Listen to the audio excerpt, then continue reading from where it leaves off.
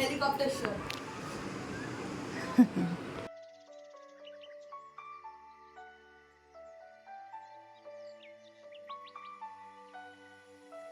Good morning. কেমন আছেন সবাই? আশা করি সবাই ভালো আছেন। আমি গীতা হোমটাউনে আপনাদের আবার স্বাগত। তো আজকে চলে এসেছি সকাল সকাল আপনাদের সাথে সমস্ত জিনিসটা শেয়ার করে নেবো বলে। তো দেখুন গাছটার মধ্যে পাতাগুলো কিন্তু বেশ সুন্দরভাবে ফুটেছে।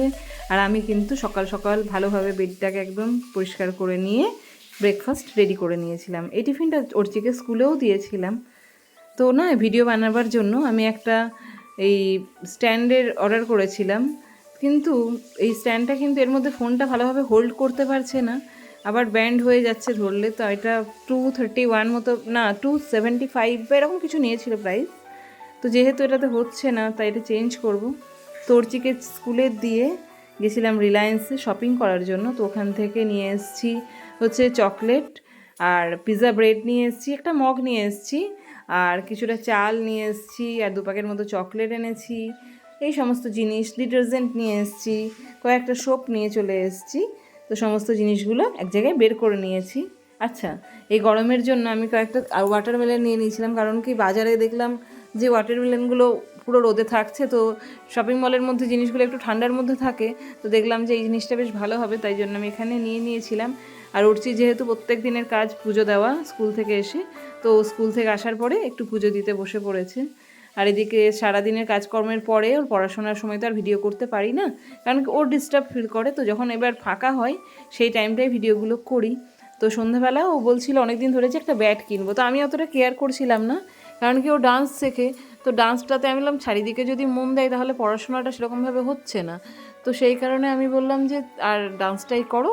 তো ডান্সের মাঝে আবার বলছে না সবাই ক্রিকেট, এখন বাচ্চাদের যা হয় এই সময় এই বয়সটাতে, তো বলছে আমি এখন ক্রিকেট খেলবো, তুমি আমাকে একটা ব্যাট কিনে দাও। তো সেই জন্য সন্ধ্যাবেলা পড়াশোনা হওয়ার পরে বললাম রেডি হও, চলো বাজারে যাই, গিয়ে কিনে নিয়ে আসি। তো উঠছি আমি আর ছোটন তিনজনে মিলে রেডি হয়ে বেরিয়ে গেছিলাম মানে ব্যাটের দোকানটায়।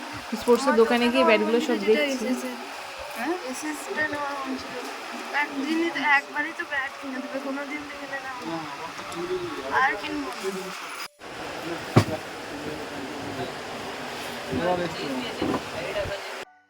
তা ওকে যাই কিনে দেওয়া হোক না কেন, ও বলবে একবারই তো কিনলাম, বারবার তো কিনে দাও না। তো এই ডিএসসির ব্যাটটা ওর পছন্দ হয়েছে, তো এটাই কিনে নিয়েছি।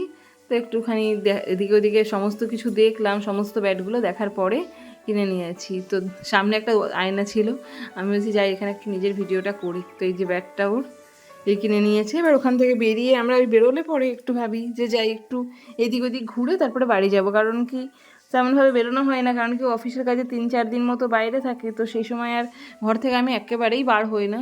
তো যেহেতু যখন আমি বের হই তখন আমি এই শপিং মল ওই শপিং মল একটু আধটু ঘুরে তারপরেই বাড়ি আসি, একটু কিছু খাওয়া দাওয়া করি আর রিফ্রেশ লাগে। তো ঘুরে ঠুরে আমরা প্রায় 9টা বেজে গেছে। সেই সময় যে আমাদের সুগম পার্ক, এটা আমাদের হচ্ছে মেন গেট, এখানটা দিয়ে আমরা ঢুকি। তো এখান থেকে এন্ট্রান্সটা আমাদের, তো এই সাইড দিয়ে চলে গিয়ে আর একটু কিছুটা দূরে গিয়ে আমাদের জায়গাটা, এখানে না বিশাল বড় সোসাইটিটা।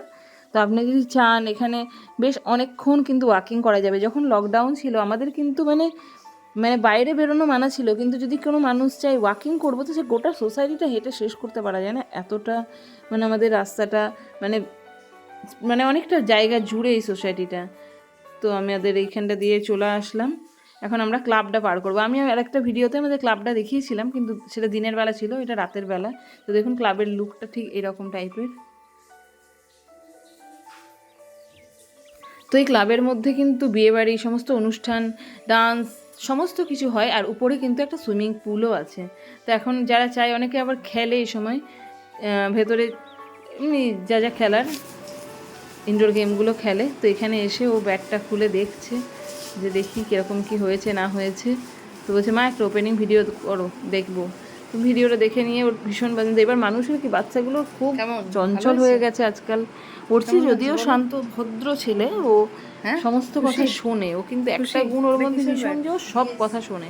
হ্যাঁ, যেটা বলে সেই আবদারটা যতটা সম্ভব আমরা 100% না মিটিয়ে 10% চেষ্টা করি মেটাবার, কারণ কি যদি সবটা দিই তাহলে কিন্তু ওর মধ্যে জিদ হয়ে যাবে। সেই কারণে আমি 10% দেওয়ার মতো চেষ্টা করি, 90% না করার চেষ্টা করি।